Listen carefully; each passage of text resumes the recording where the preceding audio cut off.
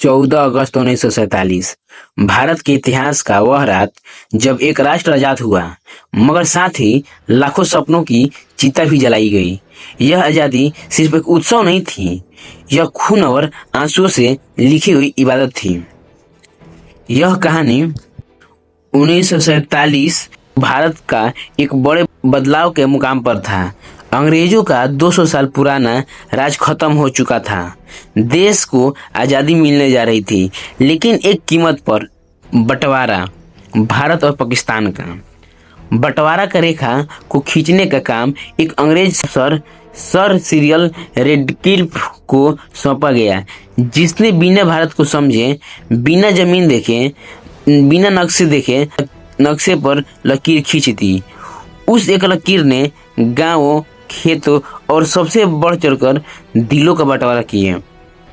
जब दिल्ली में संविधान सभा में आज़ादी का ऐलान हुआ, तब देश के कई हिस्से में जश्न की तैयारी चल रही थी, लेकिन सीमावर्ती इलाकों, खासकर पंजाब और बंगाल में खून की बू आ रही थी।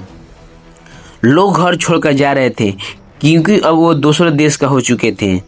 हिंदू और सिख भारत लौट रहे थे, मुसलमान भारत से जा रहे थे, लेकिन ये सफ़र कोई सामान्य पलायन नहीं था, यह था मौत का रास्ता।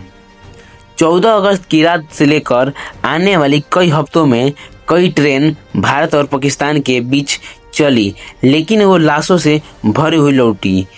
रास्ते में ट्रेनों को रोका गया, यात्रियों को मारा गया और पूरी तरह से बोगियों को लहू से रंग दी गई। ये कई प्राकृतिक आपदा नहीं है, ये इंसान ने इंसान को खिलाफ किया। भाईचारा, मोहब्बत और इंसानियत सब कुछ जैसे उस रात को दम तोड़ चुकी थी। इसी काली रात को सबसे दर्दनाक कहानियां थी। औरत और बच्चे, हजारों महिलाओं के साथ बलात्कार हुए, उन्हें अगवा किया गया, जबरन धर्म परिवर्तन कराया गया। कई माँओं ने तो अपने बच्चों को अपने आँख के सामने मरते हुए देखा। इतिहासकारों मानते हैं कि उस दौर में करीब 75,000 महिलाओं का अपहरण हुआ, और ये आंकड़ा सिर्फ दर्ज हुआ है, कितनों की कहानियाँ कभी सुनाई नहीं गई। जब दिल्ली जश्न मना रहा था, महात्मा गांधी कोलकाता में उपवास पर बैठे थे। वो आज़ादी की स्वागत नहीं करना चाहते थे, जो लाश का नींव पर खड़ी है। नेहरू ने लाल किले से आज़ादी का ऐतिहासिक भाषण दिया, लेकिन उनका चेहरा भी दर्द भरा था।